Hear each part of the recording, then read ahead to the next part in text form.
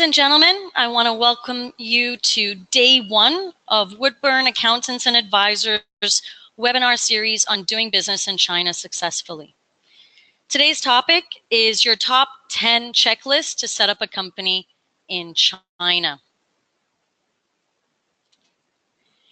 Before we begin today's presentation, I just want to highlight here a little bit of administration on how the GoToWebinar system works. You have a control panel. You should also be able to see my screen. The most important is the audio aspect. Depending on where you are in the world, you have two options available to you. You can use your computer audio, or you can dial in using a landline or mobile phone. If you are based in China, I would highly recommend you to use a VPN to log into the system, mainly because of internet instability. I am currently using a VPN myself, and if there are any issues technically, whether you can't hear me or see my screen, don't leave. I will solve the problem as soon as possible. For those that have just arrived, welcome. In your control panel, there is a section called Handouts. I have uploaded today's presentation, and you will be able to download it yourself. Please note, this is not the most updated presentation. I have made a few amendments. The final presentation will be sent to you after today's recording and webinar session. There will be a Q&A at the end of today's session. I have actually received quite a few questions through the registration form. I will be answering those questions first, but if there are any questions that come in during today's presentation, don't hesitate to write them in. If I don't get to it during the Q&A, I will certainly email you individually to answer all questions you have. This is a free webinar. Please feel free to ask your questions. There is no question which is a dumb question. Use the opportunity today to ask what you need to ask. I have muted everyone. This is primarily so that there is no interruption during today's recording, which is why I ask you to write your questions in the questions section. Now, just a little bit of collaboration from your side. In order to understand whether you can hear me, if you could click on the hand button in your control panel, that will let me know that you can actually hear me. If you could then unclick the hand button will then disappear in my control panel, and it will confirm that you are still listening in to me. So that's the end of today's admin. Let's begin with today's presentation. I'd like to first of all introduce you to Woodburn Accountants and Advisors. We are a firm specialized in inbound investment into China and Hong Kong. Our philosophy is to provide companies with a one-stop shop approach to their corporate services needs so that companies can focus on their operational business. We offer market entry advisory, ongoing corporate accounting, tax, and human resource services. Our clients come from all over the world. Our clients are focused on different things associated with China, whether that means manufacturing in China, exporting from China, importing and selling into China, or even just roundly providing a variety of different services within China. Today's presentation is looking at all of these groups of clients and providing you a presentation that could fit your business model. A little bit about myself. I apologize. I sincerely need to update that photo. That's not really how I look today. I'm a little bit older than that now, but that will be coming soon. My name is Christina Kohler-Kalucia. I'm head of business advisory at Woodburn. I relocated to Shanghai in 2003, and since then have been one of the leading experts in China inbound investment. My philosophy is, especially with what I've learned from being in the market in China, is to be extremely detail oriented, but thinking outside of the box in order to solve problems and solutions which you will face probably on a daily basis in China. Today, I want to look at today's agenda. And basically what I've listed in today's agenda are the top 10 things you have to look at when setting up a company in China. Now, my goal for today's webinar session is not to scare you, not to instill fear in you. When I explain certain case studies, it's to show you how some companies have ignored the investment that they have been making into the Chinese market. What my goal is today is really to inspire you, to inform you, to educate you on doing business in China successfully. What you need to watch out for, what you need to pay attention to. And these 10 items, this is a top 10 checklist. It doesn't just end with these top 10 items. It ends with your whole investment that you're looking to do into the Chinese market. At the end of today's presentation, my goal is to provide you with my top tip for today, based on the overall webinar series of doing business in China successfully. And what I want to do is with each day and each webinar that we're doing this week, provide you with a top tip for the day so that you can have a complete summary of what you really should be paying attention to when investing into the Chinese market. Now, the first point is looking at partnering with a local market entry advisor. Setting up a business anywhere can be a challenge. Setting up overseas, more challenging still, particularly in China, where the legal and company formation process is complex. It's challenging, all because it's in a different language and in a different system, and there are cultural barriers as well. While you absolutely can choose it to go alone, meaning without any advisory, you may find working with a consultant that has local knowledge, local experience, and can bring on case studies, it will just ensure you that you're really doing everything with the full picture. Now, obtaining pre-investment advisory to understand what structure you need, to understand how you should build the company in China, these are all important things to plan out ahead of time before you actually make that investment. And as we all know, whether you are a startup, whether you are an SME, whether you're a multinational, whether you're a publicly listed company, everybody is on a budget. Everybody has tight funds that they can utilize for their market entry into China. And what my goal is for today is help you to minimize those administrative costs. And obviously, by going with a local partner who can guide you through the whole system, that will save you a lot of dollars along your China journey. Now, on this slide, I just want to give you one case study. The amount of time, one case study, I'm talking actually about a lot of companies. The amount of time I get clients come to me already in the middle of their establishment or along their China journey, having been there for 2 to 3 years, they tell me that they've utilized a brand new employee that they've met maybe 1 or 2 times to help them with the incorporation of their company in China. In 90% of the times, the conclusion after 2-3 years is, one, they've never seen a business license. They've never asked to see a business license. So ultimately, whether you're sitting in mainland Europe, UK, Australia, US, Canada, you've got no clue actually whether your company has been established. And in many situations, it never has, which means you are employing people illegally without having a company actually set up. You've relied on an individual that potentially has turned into your general manager who has deceived you on the actual structure of your business, etc., etc., etc. Now, again, I don't want to instill fear for anyone, but be aware and be conscious of the establishment that you're doing in China. Now, I do also want to highlight that there's not just Woodburn accountants and advisors. There are plenty of law firms, accounting firms, and specifically today, I also want to take this opportunity to say thank you to the various associations I've collaborated with on marketing this webinar series. where I'm also a member, there's the China-Britain Business Council, there's the British Chamber of Commerce in Shanghai, there's the EU SME Center, there's the American Chamber in Shanghai, there's the Canadian Chamber in Shanghai, and the list goes on of associations, chambers, and companies that can guide you in the process of your China journey.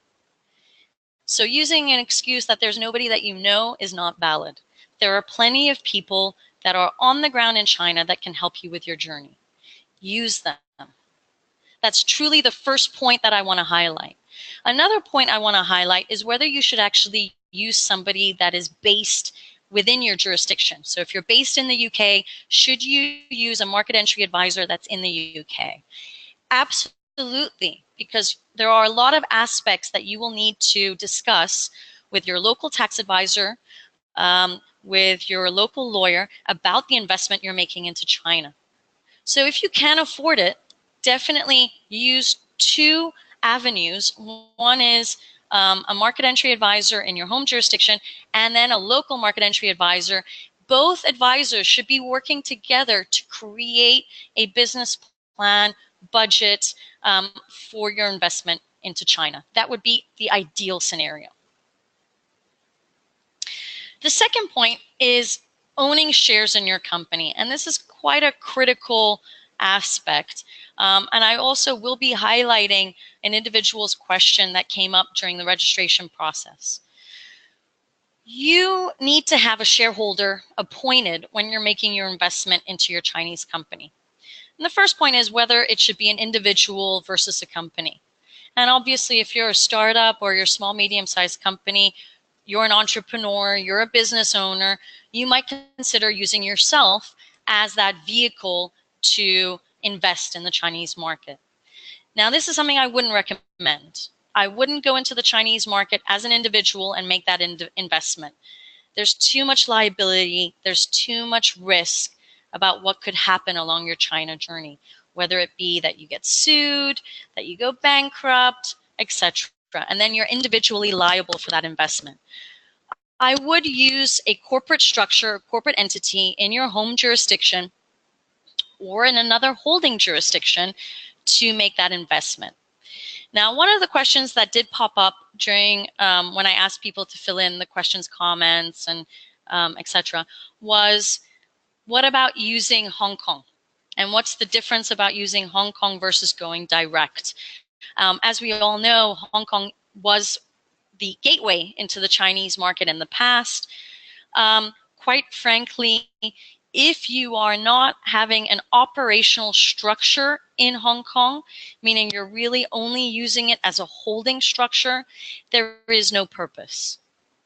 There are too many difficulties occurring in Hong Kong regarding opening corporate bank accounts if you are just having a holding company. You need to show economic and commercial substance within that entity, meaning it has to be operational in order to open a bank account. So really, again, get advice about whether a Hong Kong holding or Singapore holding or even one of these offshore jurisdictions would be suitable for you with your China investment. The remaining points are things that you need to think about when you are investing in the Chinese market, and it relates to who you're going to use to own the shares of your China structure. Who's the ultimate decision maker? Who made the decision to go into the Chinese market? Who will be the CFO or finance manager of your China operation? This is important because it leads to the question of who will be the bank signatory? Who will be approving payments? Who will be controlling the corporate seals and company chops? Now, you might be at such an early stage right now to think, God, I haven't even gone into that much detail about this investment into China. But this is the point where you need to look at those questions concretely. Who's going to do all of the operational work? Is it somebody that's going to be sitting in the home jurisdiction? Is it going to be somebody who sits locally in China? There's no right or wrong answer.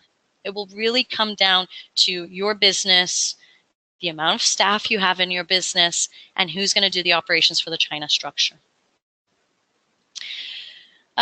The other aspect is for larger companies that may be listening in today is who's going to be the authorized signatory on behalf of the shareholder. You may have a UK company or a European headquartered company, American headquartered company, and you may have several directors on staff. So which one of those, if there are three, which one of those is going to be the authorized signatory? These are really important questions because this person's signature is going to be within the computer systems of the local Chinese government, and they always have to match.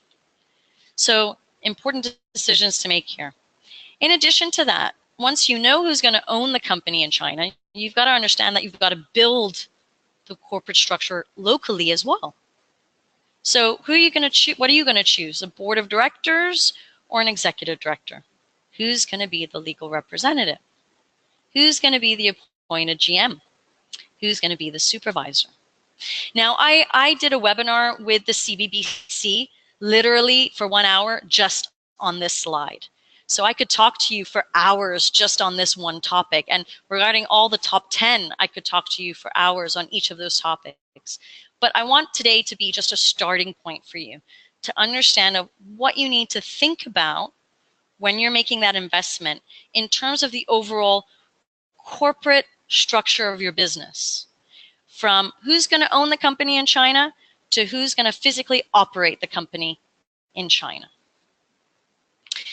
On this slide, I've highlighted here the structure of your China entity, all the way from the shareholder to the various positions I highlighted on the previous page. And again, if you have questions about the definitions of each of these roles, what you need to think about for each of these roles, please don't hesitate to contact me. Happy to go through those details. What I do want to highlight in terms of this pictogram is the following, because this is questions that I get a lot of from clients, is, do these people have to reside in China? No, they don't. Nobody needs to reside in China when you're looking at your corporate structure locally as well as from abroad. I do recommend, however, that it should be the people you choose should be people that are responsible for the China business. Don't choose people randomly. Choosing people randomly who have no knowledge of why you're going into China or what the China operation looks like, it's a wrong path that you're taking there, particularly if something goes wrong locally. The board of directors, by default, the chairman is the legal representative. The member of the board can be the legal rep, who can also be the general manager. The executive director can be the legal rep, who also can be the general manager. The supervisor cannot be a member of the board, cannot be an executive director, cannot be the legal rep, and cannot be the general manager. As highlighted on the previous slide, the supervisor is separated from the board, legal rep, GM, executive director, legal rep, GM, for a reason. They are there to supervise what these individuals are planning, doing, and implementing within the Chinese market.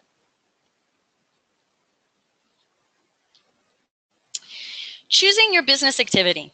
Now, when I get a client approach me about wanting to invest in the Chinese market, one of the very first things I ask them to do is, in a bullet point list, tell me what they want to do in the Chinese market. And it comes from everything about function. So do they want to sell? Do they want to source? Do they want to manufacture? Do they want to provide a service? Then you have to look at the specific products and the specific services that they want to offer in the Chinese market. The next step thereafter is understanding whether you are actually allowed to do that locally in the Chinese market. Don't plan an investment in China without really knowing whether you can actually go into the Chinese market or not. There is what is called the negative list, and this is a list that is published by the Chinese government highlighting what industries and sectors are prohibited and restricted from entering the Chinese market. If you are not, if your business or service is not within that list, you are 100% free to invest. But it is worthwhile checking that list before you do any planning and understanding. If you are within the restricted and prohibited list, i.e. the negative list, it means that you would probably have to formulate a joint venture in China, which then indicates what structure you're going to have to develop, right? So create a bullet point list, very short, very brief, outlining what you would like to do in the Chinese market. Now, why is this critical? One, because probably in every other jurisdiction in the world, you just have to write 2 lines, not even 2 lines, sometimes even just 2 words about what you want to do. And if it doesn't encompass that, or you're doing more than that, you're not going to get fined, you're not going to get penalized, you're not going to get caught out, unless you need a specific license to do that business. In China, however, on an annual basis, you have to do an audit, whether you're a representative office or an LLC, a limited liability company. And the auditor will be checking your transactions, will be going through your transactions to see whether you have gone outside the scope of business that you have indicated within your business license. And if you have, the auditor will ask questions. Why have you done it? Why have you not updated your business scope? Why are you not within? And it is their ethical duty to report you if you've done something that is not legal, meaning maintains your activities within your business scope. Now, it's important to note that you can go out, you can increase your business scope over time. I would try, and I would highly recommend that at the point of establishment, you try to make your business scope as broad as possible. So when you're making that bullet point list, probably it's best to create 2 lists. One short-term one, what do you want to do within the next 2 to 3 years of your China operation? And another list, what do you want to do and achieve within the next 4+ years of your China operation? You might have additions that are made then on that. And you should create your business scope to encompass everything. So looking at the short term as well as looking at the long term. Changing and updating your business scope is an extremely bureaucratic process in China. It takes approximately 8 to 10 weeks to get it done. 8 to 10 weeks is, 2 to 3 months, which might prohibit you from bidding on projects. It might prohibit you from being able to invoice for certain services that you would like to perform but cannot perform because it's not in your business scope, etc. So it could potentially halt your business.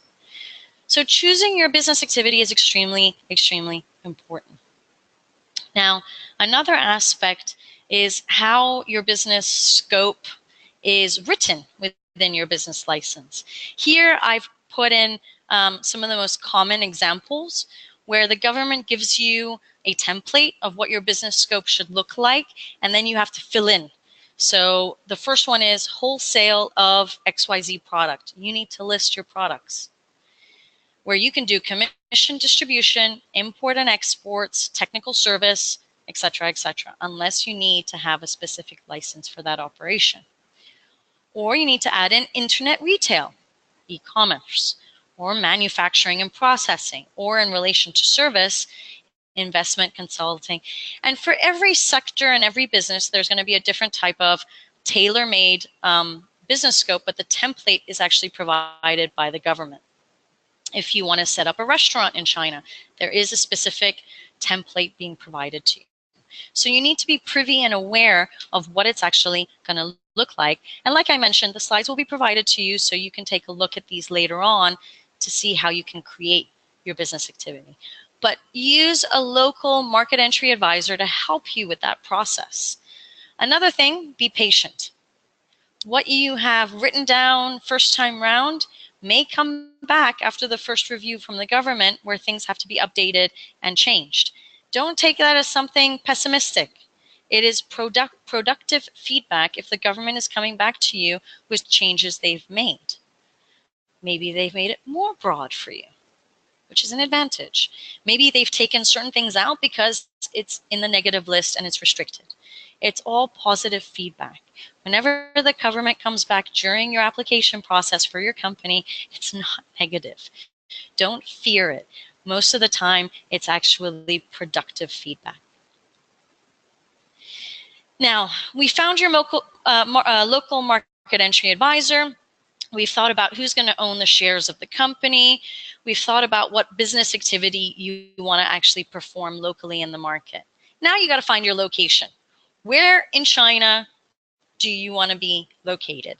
And I actually thought this picture was pretty good because it highlights a patchwork of elements where things are of advantage in certain areas of China compared to others. As you can see on the east coast of China, that's where most businesses are located. You can see it looks like it's the most business-oriented area compared to the west, where you have the yin yang sign, where you got the monk, the tiger, the panda. It looks more like vacation-oriented places. Choosing your ideal location is important. And obviously, things you need to look at are your budget, your chosen business activity, where are your suppliers in China, if you have any? And if your suppliers are overseas, well, then maybe you need to be near a port in order to get the goods. Where are your customers in China? Where are the majority located? Another aspect is it easy to find employees? Is it easy to get to? If you from overseas are traveling there, what's your travel time to get from the UK or Finland or Sweden to these locations? And then obviously you've got to look at free trade zones and ports. And free trade zones is a webinar in itself. So the only thing I want to highlight from free trade zones is the fact that it offers you incentives if you are trading or manufacturing to locate there, not necessarily from a tax perspective, but from a distribution, fulfillment, and export perspective. Generally customs and customs duty perspective. Now, after having highlighted all of these points, I sincerely hope that the conclusion you're getting to from this page is that you have to do your market research. You have to go on the ground in China to know all of these things. Where is your ideal location? What should be my budget? What can I do within my business activity? Where are my suppliers? I should probably go visit them and know exactly where they're located and how easy or not easy it is to get to them. Where are my customers? I should also go visit them and see where they are and where are the majority located. Finding employees, work with talent agencies to understand, is it easy or not to find the people that you're looking for to operate your entity in China? These are all critical issues. And my biggest recommendation is go on the ground and do the research yourself. There's nothing like traveling with China with your own two eyes and creating your own opinion and creating your own ideas about how things should work. Market research studies being done by firms locally, especially if you're a small, medium-sized company, is not the way I would go. Primarily because you'll probably get a 100-page report, if not more, that first of all, you're going to have to read through in detail. But it doesn't give you that feeling where you can breathe the China air, see the people on the ground, and understand what the market is like. You have to go on the ground to do this. You found your ideal location. Now you have to investigate that city and find your office space. Once you've chosen your ideal location, it's really time to start hunting for that office space. And there are so many different options available to you. Serviced offices, business centers, are usually owned and maintained by a third party and contain everything you need to move in right away. Desks, phones, internet access, reception cover, etc. And particularly if you are a startup in the Chinese market, I would highly recommend going that route. It's like finding your local market entry advisor to guide you through that journey trust me, the business center will be your guide in terms of your initial operations in the Chinese market. It will help you to not have to hire a receptionist. You will have somebody always sitting in your office, helping you, guiding you, picking up telephone calls, receiving packages, so that your operational staff can go out there and sell, source, meet people, network, etc. On the item of network, I also find if you're new to the market that being in a service office center provides you the opportunity to network, meeting with other companies that are located there that might maybe new, maybe old in the market, and understanding their stories, their case studies, talking to them about what problems they've had. Usually in these service offices, they have beautiful kitchens where you can always hang out and have discussions and talk about your experiences. So it's not just the fact that they can be your office space, but it's also the fact that you can meet people and network. Now, obviously, service offices is one option. You can also go into a real office space. The picture on this page highlights an empty space with a beautiful view on Pudong. These are all, they're all available. It will come down to your budget. What can you afford in terms of office space? Where do you want to be located within the city? And when you are choosing your registered office address, now note that I've changed terminology from finding your office location to choosing your registered office address, because when you go through the incorporation process of your Chinese entity, you need to provide a registered office address. And there are legal issues you need to consider, as well as tax issues you need to consider. And you need to combine those two aspects into your registered office address. So I just want to highlight today a few of the legal and tax issues that could arise. The first is that you need to sign a 1-year contract. So, well, first of all, there has to be a contract. There has to be a lease agreement. The lease agreement is submitted to the Chinese government. The contract needs to be for 1 year. Virtual offices are not permissible in China. They are illegal. So there's no such thing in China as a PO box for registration purposes. That just doesn't work. Many business centers will offer you the service of registered office fulfillment, which lowers the cost, doesn't give you a physical address, kind of share it. They're allowed to offer that service, and definitely if you want to take your time in your China journey, I would highly recommend going that route.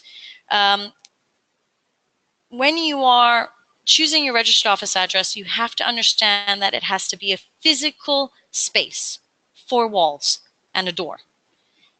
It's, like I said, not a PO box. There's no virtual address permissible in China. 4 walls and a door. This is extremely important because you will get surprise visits, whether that's in your incorporation stage, whether that's immediately after your incorporation stage, whether that's 3 years down the line. You will potentially get a surprise visit from any government office, whether it's a tax officer, someone from the Labor Bureau. You just never know. So it's important that you understand these concepts when choosing your office space. Another aspect is expansion. What happens if initially in the first year you have only 1 employee and you want to expand to have 5, 6 employees, and you realize you need a bigger space and you need to move out? Unfortunately, if you move from one district to another district, there are going to be implications from a tax perspective, where you're going to have to deregister from your district tax bureau and reapply with your new district tax bureau in your new office location. In addition, from a tax perspective, there are tax incentives that may be offered by the state or local governments, depending on what industry you're in, whether you're high-tech, environmental, R&D. So it's important, again, to look at your business activity, highlighting in bullet points what you're looking to do, what services you're looking to provide, what products or services you're in, to understand whether there may be tax incentives, and choose your location based on that. right? This all ties in together, guys. Every aspect of the top 10 list ties in together to provide you with the full picture. Another aspect is when you wanna, or when you realize that the ideal location you had initially chosen is not the ideal location at all in the end, and you want to move cities. So let's say you've decided you've located in Beijing, but actually after a year or 2 years, you realize that the ideal location should actually be Shanghai. This is a big issue and something you probably should have worked out prior, and in almost 100% of the cases, I can guarantee you that company didn't do their proper market research before choosing their ideal location. Now, unfortunately, you cannot just pick up your company in Beijing and move it to Shanghai. There are government restrictions on that because you've registered your company in the municipality of Beijing, and that has its own government bureaus, and Shanghai has its own government bureaus, which means ultimately you'll have to close down your operation in Beijing and reopen in Shanghai. Complicated, complex. A way around that would be potentially to open up a branch office in Shanghai, downsizing Beijing and increasing the quantity of staff in Shanghai. But that's a tip that you would only be able to get from a local market entry advisor. So talk to people, talk to advisors locally in Shanghai or in Beijing to guide you through that process. Expansion is possible. You can have an office in Shanghai, in Chengdu, in Chongqing, in Guangzhou, in Hangzhou, in Wuhan, etc., etc. But you need to legally incorporate those structures as branch offices. Now we're on to the next point, and this is point 6, determining the legal structure that fits your business activity. And what I've done is I've highlighted all the types of legal structures that exist in the Chinese market. And basically what you want to do is you want to look at all the work you've done on the last 5 points, and these 5 points will guide you in understanding what structure fits you best. Whether it's a rep office, which is just a liaison structure, whether you are a limited liability company in terms of a WFI or FICE, or you are in such a rush to enter the Chinese market. You're telling me you should have been there yesterday. You're missing out bids. You've hired a guy. You're going to use him to set up a domestically owned enterprise to start off the business so that you don't lose bids any longer, so that you can then set up your WFI or FICE at a later stage. Is that something I would recommend? Not really, because you don't have control over that structure. Something I will really reiterate throughout the webinar series is you having control over your business, and try to avoid losing control. You're sitting overseas. That's already 1 point of control loss because you're not on the ground sitting in your office, but you can handle that. You can maintain it, but you need to instill certain things. And setting up a domestically owned enterprise is definitely not a long-term solution for you. Joint ventures are particularly used if you are in the restricted and prohibited sectors. Foreign invested partnerships are primarily used for law firms, accounting firms, etc. Now, I always believe that there are 3 additional points you need to look at when choosing your legal structure. The first is liability. Now, a representative office is a liaison office. It doesn't have as much liability as you think because it's just an extension of the parent company. But it has more liability than if you're going to actually set up a limited liability company, whether that's a WFI or whether that's a FICE. So look at the liability, look at the structure, and then look at the attached liability for you and whether that makes sense. Flexibility. I truly believe that when you expand into a new market, you want to be flexible. That's your ultimate goal, because you don't know necessarily how the business is going to turn out. You cannot predict every single scenario that's going to pop up. And I can tell you, you certainly can't predict that in China. So you want to have a structure that offers you the greatest flexibility. And an LLC, meaning a Wolfie or Price, will provide you with that flexibility because you can expand into other markets, you can create branch offices under one brand, under one name. Marketability. You're new to the market. You've got to build your brand. You got to make people aware of you. But not only that, there's a cultural aspect that is also extremely important for the Chinese. They want to see that if you're coming to the market, you're building a brand, your brand, that you are committed. And my perspective is that you cannot be committed to the market if you are just a liaison office. You can only be committed to a market if you are an LLC in the form of a Wolfie or a Price. The next point is looking at a local service agent. So you have your market entry advisor. That could be a law firm. That could be a tax advisor. That could be a corporate service provider. It could be an accountant. There are a wide variety. It could be a chamber of commerce, an association. There are a wide variety of local market entry advisors. But now you want to set up your company. And you've got to use a local service agent to do that for you. Be aware of local service agents. Make sure that within their business scope, they have the right themselves to establish companies. They need to be incorporation agents. Try to avoid using employees to go the route of acting as a local service agent, which is absolutely possible in some instances and in some locations, because again, you don't have control. And I would probably say at this stage, you should not have trust in that individual incorporating your entity. Outsource it to somebody who will have a certain level of liability. They don't want to have any harm done to their reputation to do this service for you. Local service agents, they vary in terms of pricing, they vary in terms of quality, so definitely do your research, benchmark them, and choose an agent that you trust, because this will probably be somebody you use in the long term to continue with any changes you have to make with your structure. I would probably also recommend using somebody who can also act as your accountant, so you're kind of killing two birds with one stone. But let me just say this openly, we're in the people business. Choose someone you like, choose someone you get along, choose someone that you trust, choose someone that will be loyal to you.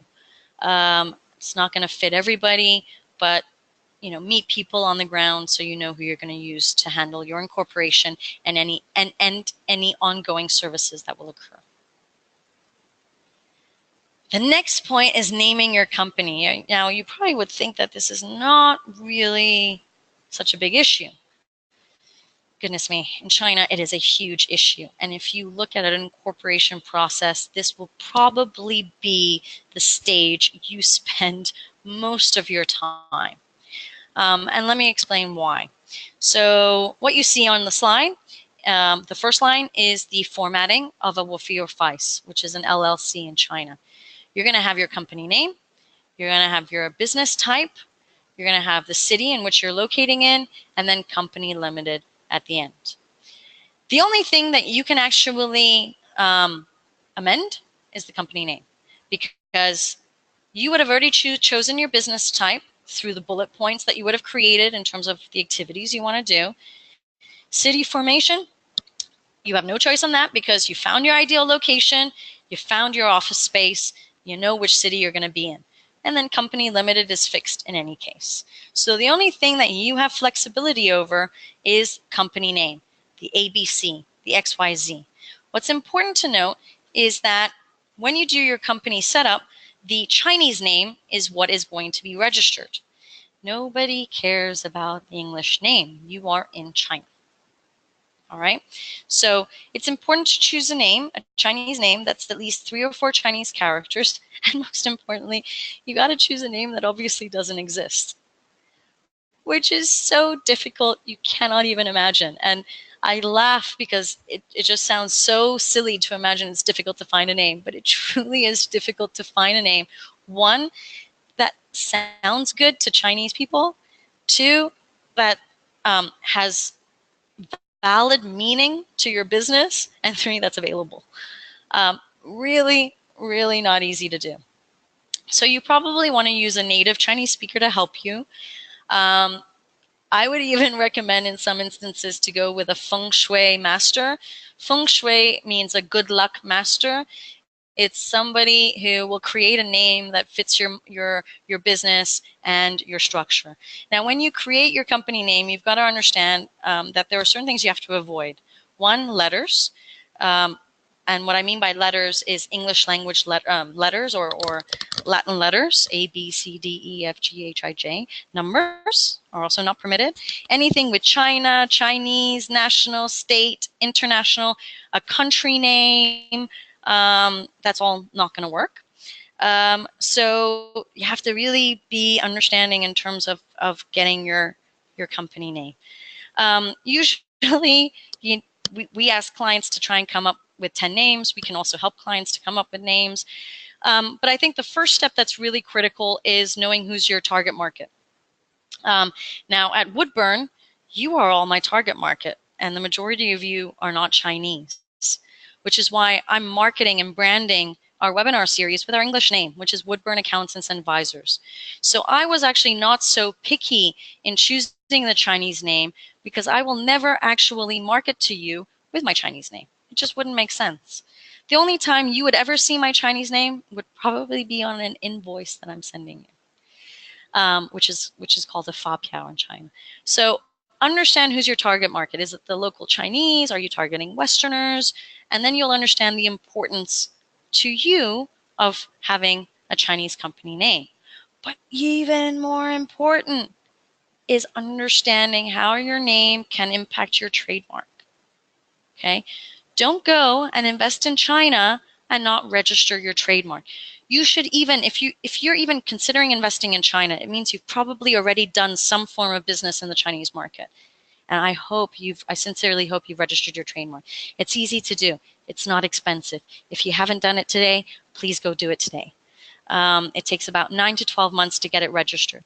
Now, important aspect to understand is the name you've registered for your trademark, that might not be available for the name of your company, which is a huge dilemma. And there's no way to get around that except with preparation and really a thorough check of what's available for the name of the company and for your trademark registration so they match. Maybe for you, it doesn't matter that it doesn't match. Maybe the Chinese name actually doesn't need to be registered for the trademark because you're using your English name, etc., etc., etc. So a lot of things to think about with naming your company and your trademark registration. I can't highlight that more. Save your brand if you've created already your brand. The last 2 points, getting paperwork done. Now, something you all need to know about China, it is a country of paper. It is very old-fashioned, and there's only one step in the process that's actually done now online. Otherwise, there are tremendous amounts of paper that have to be signed with a black ink pen. Here I've highlighted the steps of the incorporation. I haven't highlighted the documentation because in many cities and zones, the document list varies. But what you really need to understand is if you are incorporating your Chinese company with a shareholding company, then you will need to get the documents of the shareholding company notarized by either a China designated notary or by the Chinese consulate. And a bank reference letter will also have to be signed. Another thing to think about when you're going through this whole stage of setting up in China and investing in China is visas. Are you planning to second foreigners to the Chinese market? And one of the most important aspects you have to think about is, does it make sense? When you're seconding employees, does this person fulfill a position that makes sense? Is it reasonable? And will you not find any locals to fill that actual function? Because that's certainly something that the public security bureaus are looking at when issuing the visas.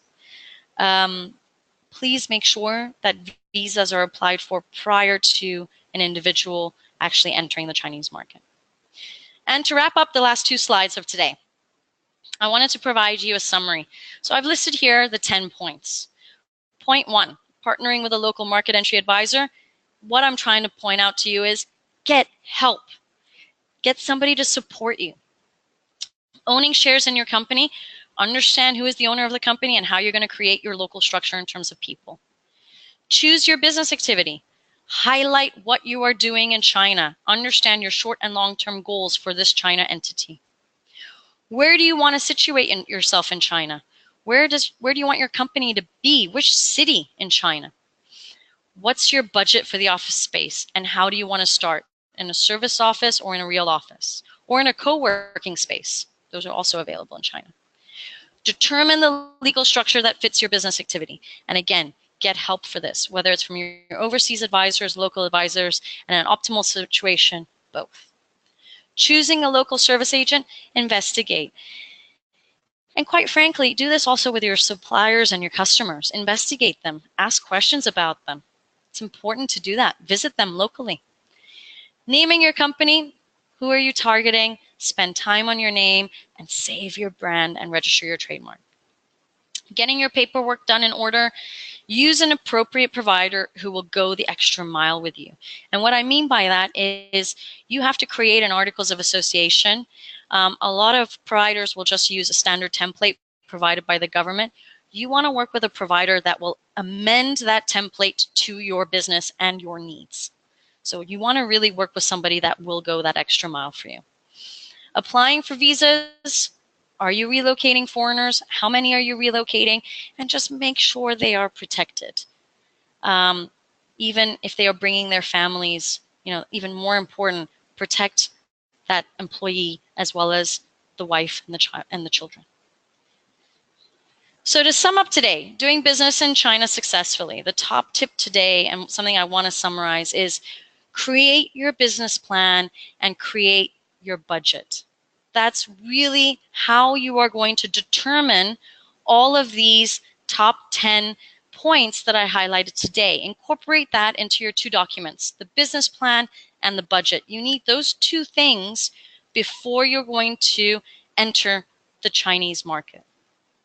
All right, and think about the 10 points and put that within your business plan. Don't just focus on the operational side of your business in terms of buying, selling, products or services. Think about the operational side as well.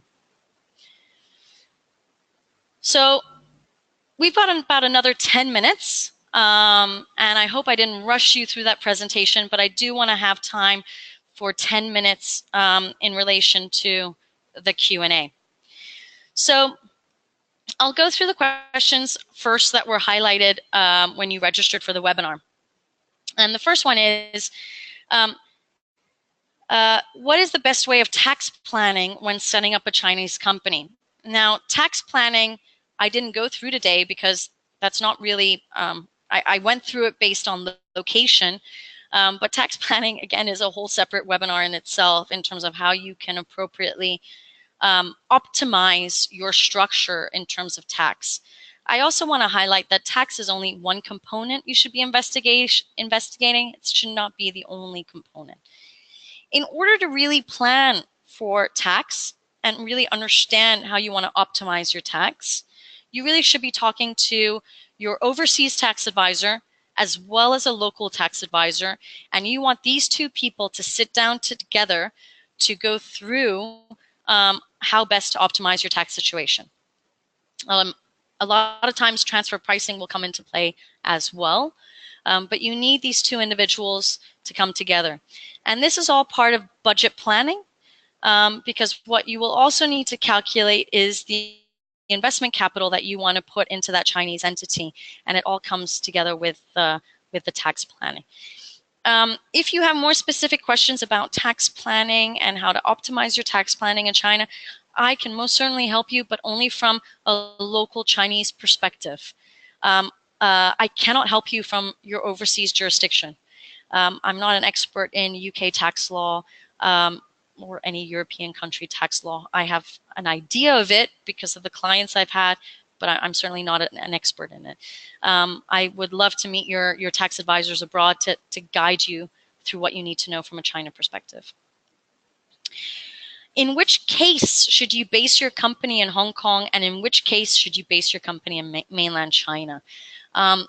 That's really a good question, and something I definitely didn't highlight in today's presentation, because that should really be done in the pre-investment advisory stage. Whether you should be in Hong Kong, whether you should be in mainland China, it's going to really come down to your business model, what you're looking to do, what you're looking to achieve, what is your business activity around. I think it also really comes down to your security level. Do you feel safer investing in Hong Kong because it follows a common law system, or do you feel safer investing in China? Many people have used Hong Kong as a stepping stone into the Chinese market, meaning that they've incorporated first in Hong Kong, they've made that structure operational, they've hired people on the ground, and then from there, they've moved into China. You just have to understand Hong Kong is more expensive if you're going to create an operational structure. Rent for office is more expensive, salaries are more expensive, general administration costs are more expensive just because of what Hong Kong is today. So that has to play within creating your business model and understanding what location is best for you. I can't answer that to the whole audience. That really is a case-by-case basis. The next question is updates on China's legal enforcement of IPR and patents. Now, as you saw in today's presentation, I truly highlighted registering your trademark, registering your patents in China. That is something that is absolutely critical. You've got to do that. If you haven't done it today, please do it today, because if you're on this webinar, it means you have interest in the Chinese market. Enforcement of IPR has improved dramatically over the years. And what I mean by that, it means foreigners are winning if they are making claims, which is always a very positive thing. But what you need to be aware of are IP squatters and hijackers. IP squatters and hijackers are individuals or companies that take, steal, register your trademarks and patents before you're even aware of it. And it can be extremely costly to buy those things back. But what's also very difficult is to show proof that they have hijacked or squatted your IP. What you really need to do in that situation, if it has occurred, is find an excellent IP lawyer to guide you through that process. But enforcement is getting easier. You just need an IP specialist, particularly a lawyer, to go to court for you, defend you in that situation. A very good question that, again, I didn't highlight during today's presentation: how long is it going to take to set up a company in China? This will really come down to the structure that you are establishing. If you're establishing a representative office, the actual registration process takes about 8 to 12 weeks. If you are establishing an LLC, whether it's a WFOE or FICE, it can take anything from 6 months to 1 year to establish. 6 months would be for a service company, 1 year for a manufacturing enterprise. It does take that long. There are no shortcuts that you can bypass unless you find a local employee that will set up a domestically owned enterprise for you, which is not the route that I would recommend. That's just something that you're going to have to deal with in terms of the application process. Now, what I highlighted in terms of timelines is the actual registration process. The whole gathering the documents to then register excuse me, can take another 4 to 6 weeks, depending on where you are located in the world, whether that Chinese embassy or designated China notary is familiar with the process, etc. What is the best location for setting up a business in China? Quite frankly, there is no best location. It's really going to come down to your business model. Where do you want to be? Where are your customers? What's your budget? Where are your suppliers, et cetera, et cetera. And like I said, it's really vital to do your market research on the ground. Now, there have been quite a lot of questions that have come in. Unfortunately, I'm not going to get to those because otherwise we're going to run over time, and I don't want to keep people. If those people could stay on the line, I will write to you certain answers. So just wait for me once I finish this broadcast. Now, that is the end of today's presentation. If you are interested in having a free consultation, by all means, contact me. I'd be happy to guide you through the process or answer any questions that you might have. Don't feel shy. Happy to give the free consultation if you would like it. Last but not least, we have a weekly newsletter, e-newsletter that goes out. It's free of charge. It always highlights an event that we are either speaking at or a webinar series we're about to do, or also articles that we've just written. So if you're interested in subscribing, easily done so on our homepage. Just insert your email address and that's it. We're very active on social media, so if you'd like to follow us either on LinkedIn, Facebook, Twitter, YouTube, or Xing, or all of them, by all means, do so. We have another 4 days of this webinar series, so if you enjoyed today's webinar, please feel free to register for those additional webinars. Happy to see all of you again. I hope today's session was inspiring, informative, and educational. And I hope it doesn't prevent you from investing in China. I would hope that all of you are going to go in the Chinese market. I'm extremely passionate about that jurisdiction. And again, if you have any questions, just let me know. I'd like to thank you all for joining us today, and I look forward to seeing you again soon. Have a great afternoon or a great morning wherever you are in the world, and thank you.